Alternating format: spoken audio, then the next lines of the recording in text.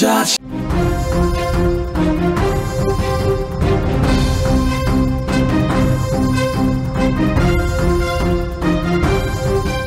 పోలీసులతో మాజీ మంత్రి పేర్ని నాని వాగ్వాదానికి దిగారు. మచిలీపట్నం సీఐతో గొడవ పడ్డారు. మెడికల్ కాలేజ్ వద్ద వైసీపీ శ్రేణులు నిరసన వ్యక్తం చేశారు. పేర్ని నానితో పాటు 400 మందికి నోటీసులు ఇచ్చినట్లుగా కూడా తెలుస్తోంది. దీంతో స్టేషన్ కు పేర్ని నాని చేరుకున్నారు.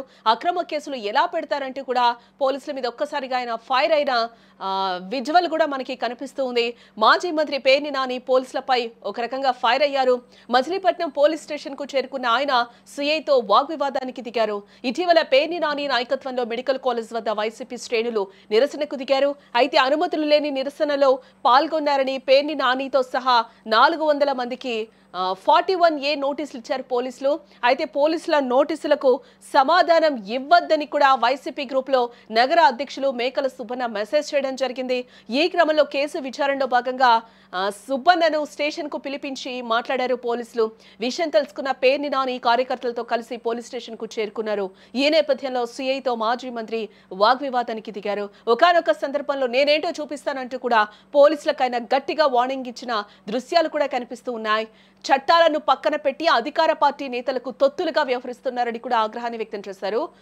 నాని కొంతమంది పోలీస్ అధికారుల తీరు పట్ల కానిస్టేబుల్ నలిగిపోతున్నారని కూడా అంటున్నారు. వైసీపీ పట్టణ అధ్యక్షులు మేకల సుబ్బన్న అక్రమ అరెస్టును పేర్ని నాని ఖండించారు. అక్రమ అరెస్టుపై పోలీసులను నిలదీశారు మాజీ మంత్రి.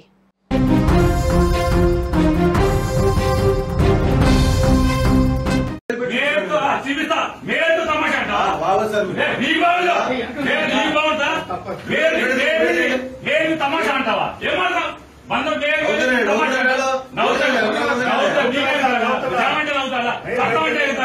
వెయ్యలేదా తీసుకొని తప్ప మీ చేతిలో తీసుకుంటారా?